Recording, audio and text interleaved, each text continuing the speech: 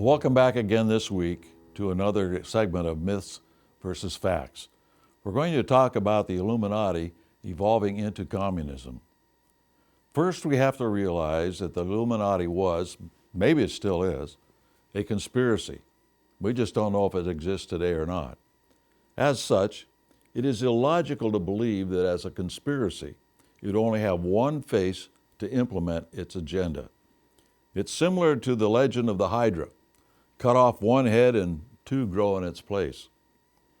Now, Winston Churchill, you may recall from an earlier segment, wrote that all revolutionary movements in the 1800s emanated from the Illuminati. This would include anarchism, the Carbonari, and especially communism. These revolutionary movements may seem to oppose one another, but in reality they have the same conspiratorial father, the Illuminati. And they all have the same basic agenda, regardless of the road they take to achieve it: anti-God and the call for a one-world government. The origins of these revolutionary movements that exist today tell us that there's a common thread, and that they may, even probably have, a common unknown leadership. Not only unknown by the general public, but even unknown by the members of such groups. Let us return to the legend of the Hydra, since it fits nicely into the instructions of the founder of the Illuminati, Adam Weishaupt, when he said, "A cover is always necessary, and," he said, "conceal the very fact of our existence." If one exposes the head of the Hydra, a new head replaces it.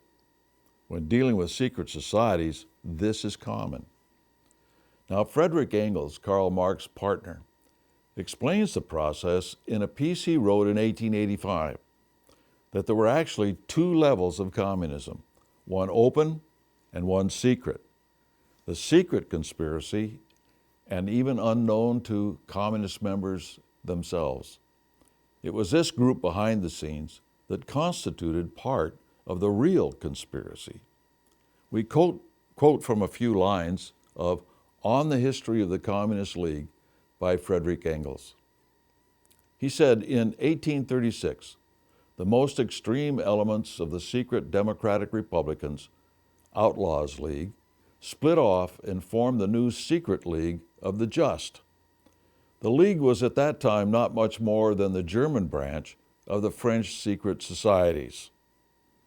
Now, some of you may wish to access this particular article and see it in its entirety.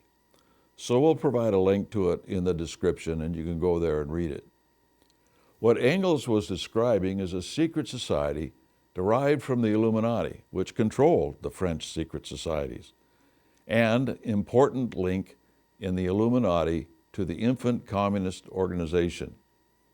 Since it was secret, only the members of the secret society knew who the real leaders were. But that's only an assumption. It is entirely possible that only the leaders of the secret society knew of their parentage and actual leadership.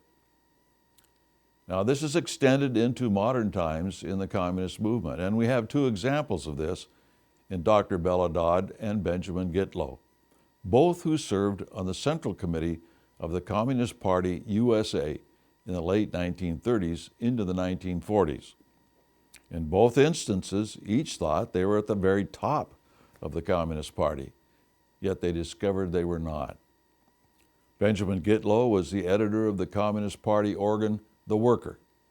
He wrote a book called The Whole of Their Lives, which exposed how the party functioned and how he came to realize that there was a force, in other words, a leadership, behind the scenes that even he could not see.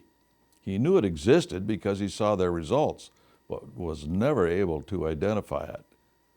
Dr. Bella Dodd's story is outlined in the book The Naked Capitalist by Cleon Skousen, where she describes how she was instructed by Moscow to follow the orders of the three wealthy American capitalists.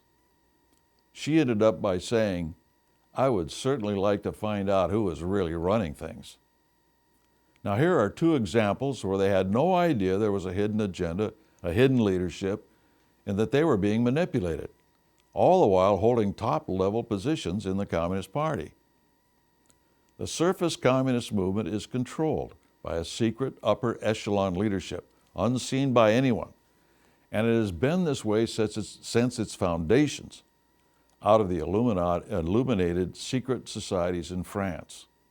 We have the word of Engels for this.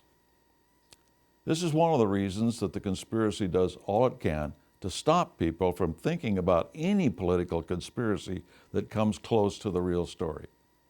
Exposure is a very important step towards stopping a conspiracy.